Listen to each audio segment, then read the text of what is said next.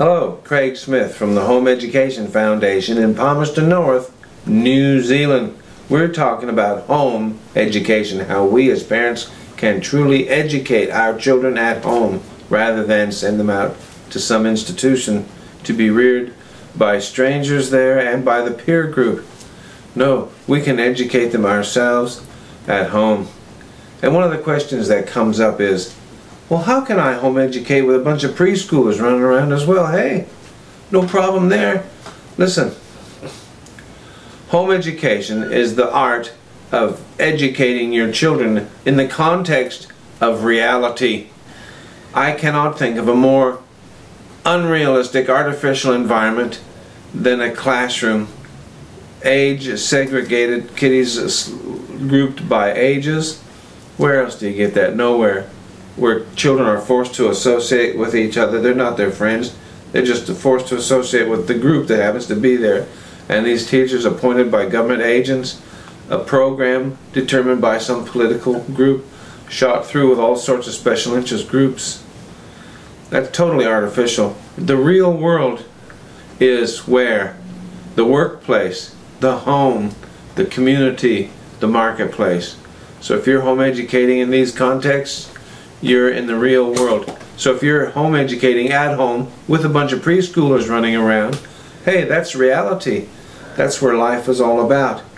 And so the sooner your children understand that, the sooner off they're going to be far more capable of functioning in a wise manner in society.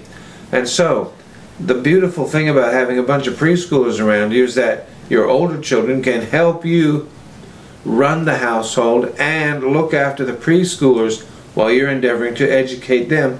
It's part of their education.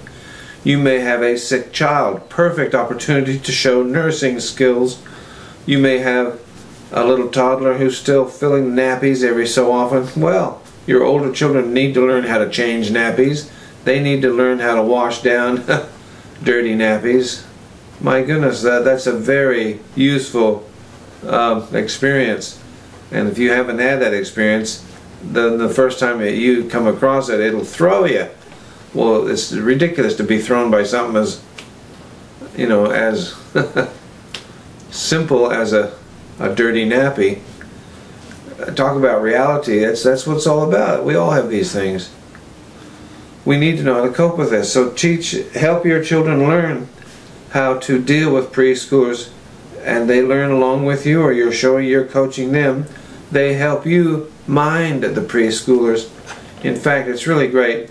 Most parents have seen this. They have discovered that younger children seem to learn and develop very quickly when they spend lots of time in the presence of older siblings. Older siblings I'm talking about, not older children necessarily, but older siblings. There's a bit of a competition factor there, and the younger siblings want to be like the older ones, and so they will develop the vocabulary, they will develop the physical skills. It's amazing what they develop very quickly, endeavoring to emulate the older siblings. So it's a good thing, a positive thing. Use it to your advantage and help even encourage the older siblings to teach and train and coach the younger kiddies should you be working on certain skills. For example, learning your letters, learning your multiplication tables. If the older ones know it, they can help drill the younger ones in it. But certainly just looking after ill children, changing nappies, learning how to get along with the daily timetable of getting them up, changed, having breakfast, getting washed and all that stuff, getting ready for the day.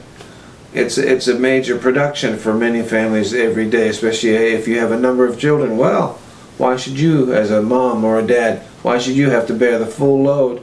If you have a number of able-bodied children, they can learn and they can help you with that. Great training for them as part of your home education program. Yes, I would look at preschool children as an asset to your home education endeavors, certainly not as any kind of detractor. They are an asset. And here's another main aspect of the whole home education mindset.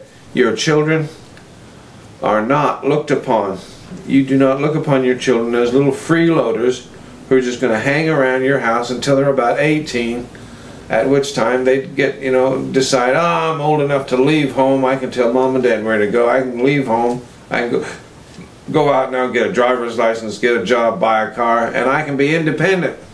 Oh yeah? Well, that's what most of us look upon our young people as. They're just freeloaders. They're going to hang around the house here until they're 18 or so. Then they might go out and get a job. Then I might be able to start charging them board for staying at home. Or they might decide, I'm out of here and go flatting or some ridiculous idea. Well, that's the recipe for disaster if ever there was one. Don't let them do that. No, don't look upon your children like that, as freeloaders who at some point in the future, 18, 20 years out, they're going to either get a job, get married, leave, or get into university and then they're off your hands. No. Too often we look upon our children in that negative light, that they're just freeloaders for 18 to 20 years. They just take money and they're not contributing anything to the household. Bad way to think about your children.